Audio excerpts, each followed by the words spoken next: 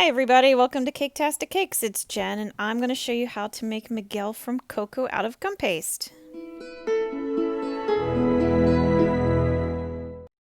Okay, just like always, if you guys have any tools or supplies you need, if you check the description below, there's a link that will take you to a lot of the things that I use and it should be able to help you out. Alright, to make Miguel, I am going to start with his pants. He's got jeans on. They're kind of like, I don't know, they're not a typical dark blue, they're more like a slate colored blue.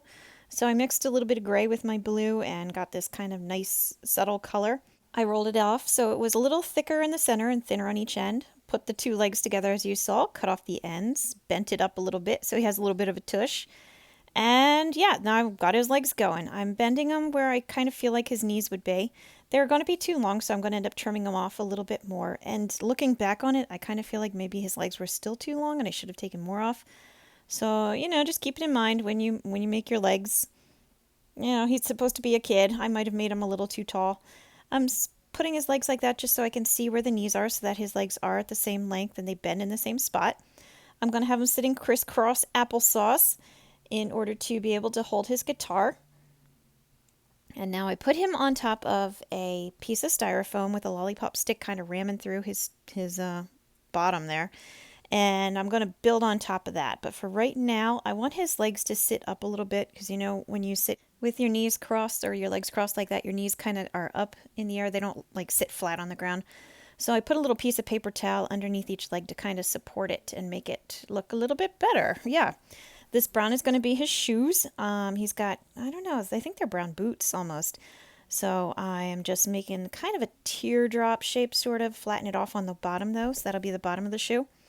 And make it a little narrower at the toe, a little wider at the top. I kind of flatten it off where I'm going to connect it. See, I use my ball tool there, where I'm going to kind of connect it to the foot or to the leg. And when you have a nice shape and a nice size, just use a little bit of water and press it on in there. The other leg, the other shoe is going to be underneath the first leg, So again, that's kind of also why it's good to have your legs supported with a little bit of paper towel or something, just so that it doesn't smush the other shoe completely and you lose all the effect of it. And yeah, so there you go. Now I'm taking a little bit more of the same color I used for his jeans. I added white to it because he's got rolled cuffs at the bottom of his pants. So I rolled it out nice and thin. I'm folding over the edges so they have a nice rounded seam or rounded edge. Trim it off, a little bit, and then I'm wrapping it around the bottom of the pant leg and a little bit onto the shoe too. Any extra, like you see sticking out there, I'm just going to cut off with my X-Acto knife or whatever blade you use. Do the same thing with the other leg. I'm using a little bit of water, wrap it around, trim off the extra. You can see, since also because of the folds on the top and the bottom, it kind of gives it more of a creased look as well, so that is always good too. Using my knife to make some lines in his pants because, again, he's got jeans and jeans have seams.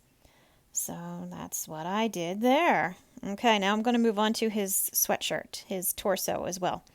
I just took some nice bright red, rolled out a log of it, as you say. I kind of am not hollowing out the bottom, but rounding it off, pinching it thinner, so when I slide it down over the stick like that, the thinned out part at the end or at the bottom will lay over top of his pants because this sweatshirt is kind of big on him and I kind of wanted to get that feeling too.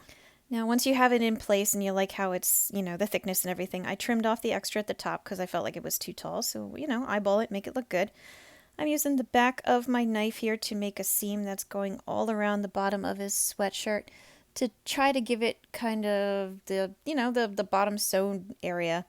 I'm going to go all the way around it. I put a line up the front of him for his zipper. And then I took the knife and I kind of went chop, chop, chop all around the bottom just to make little lines, little marks in it, just to make it more interesting to look at.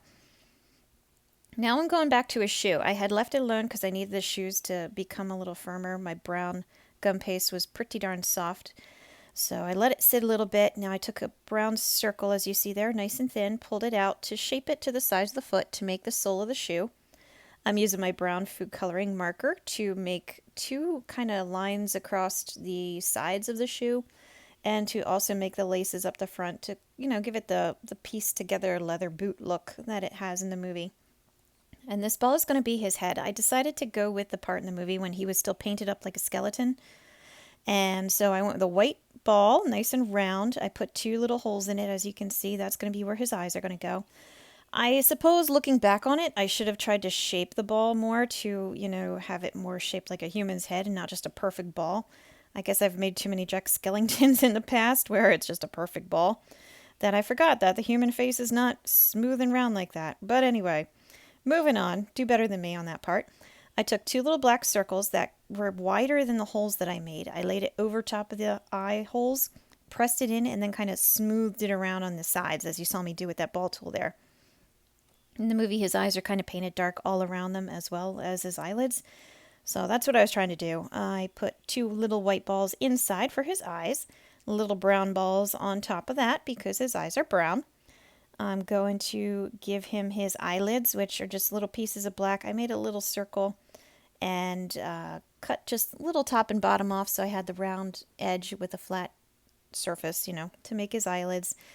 I made him looking down because, again, I'm going to have him holding the guitar, and so I kind of wanted him looking more down. Make him looking however you want. That's just what I did. I made a little letter V out of black for his nose, and I'm using my food coloring marker. This is black to make a mouth. I just drew a smile and put some lines across it. I'm using an orange marker there, and I put dots, 4 dots under each eye. That's how he's painted up in the movie. I realized I used orange. It was supposed to be red. So use red. Don't use orange. I grabbed the wrong one. And now I'm going to work on his hair. I'm going to have his hood up, as you saw in the beginning picture. And so a little bit of his hair peeks out. So I just took some black gum paste, kind of roughed up the one edge. It's pretty flat. Just kind of chopped it up, making it look rough, like the edge of his bangs or his hair is sticking out a little bit. Same idea with the other piece. I'm going to have a couple little pieces sticking out. So just chop it up with your knife, trim off all the extra because you don't want too much extra underneath where you're going to put the red of the hood, otherwise it's going to get lumpy. So get it into place. I didn't use water yet in case I had to move it around a bit. But hold it into place, see where you like it, and then take your red, roll it nice and thin, take a big old piece of it and just, pinch it and shape it around his head. Don't worry about attaching it because you're going to have to adjust, and maybe it's too long on one side. I don't know. The first time I did it, I had the hood too far back. It kind of comes out over his face a bit, so I had to redo it. So don't glue anything down with the water yet.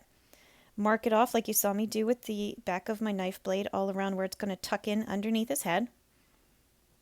And then cut off all the extra when you get it to where you like it. Once you get it where you like it, just wrap it back around. It probably won't match up perfectly unless you're much better than I am, which is very likely. And just press it all down into place. Go nice and easy, nice and gentle. You don't want any wrinkles if you can avoid it. And all your little seams and edges, just tuck them right up under his head. And there you go. All right, you see, now I've got it all done. I put little black pupils on each of his eyes. And I'm moving on to his arms. His arms are just big, long pieces of red. I am going to have it too long because I'm going to trim it off once I figure out where everything has to go and how I want it to be. And you see the guitar there. I'm going to make another video, probably be out next week, that will show you how I made that. If you want it on your cake, you don't have to, of course. All right, so once you get the sleeve, the right length and everything else, you're happy with it, you're happy with the position, take a piece of white, roll it out really, really, really, really thin, like super thin as you can do it. And cut a thin little stripe of it and put it up around his arm, up to his shoulder. His hoodie has a white stripe down each arm. So that's why I'm doing that. You see it goes all the way down almost to the end. Now I'm going to take a white ball. I pressed it flat. Cut a little triangle out of one side. Cut the other side nice and flat. This is going to be his hand. And cut the little wedges in between, or right in the center. You're going to make one and then one on either side in even space. That will give you 4 fingers and your thumb. You see how that works? It's amazing.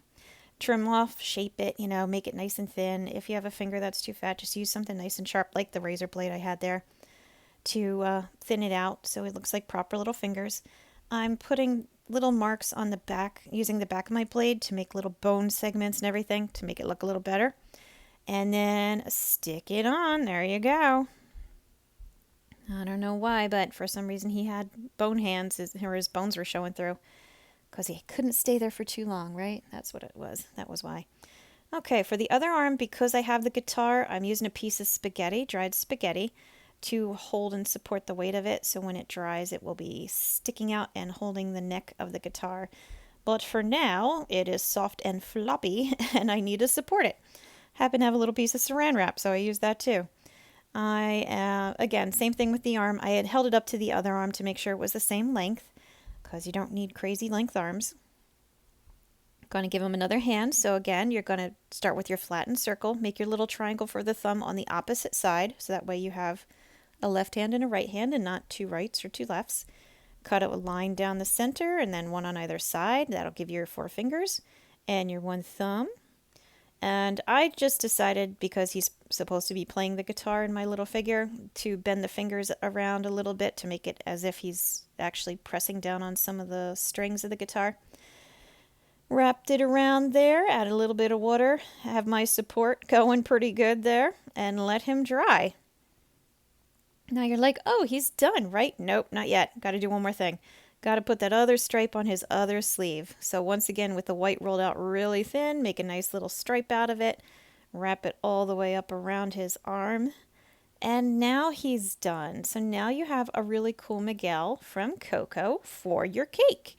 So I hope you found this video helpful. Please like and subscribe, because I find that helpful. Check out my other videos. And again, I'm going to have more Coco stuff coming out soon.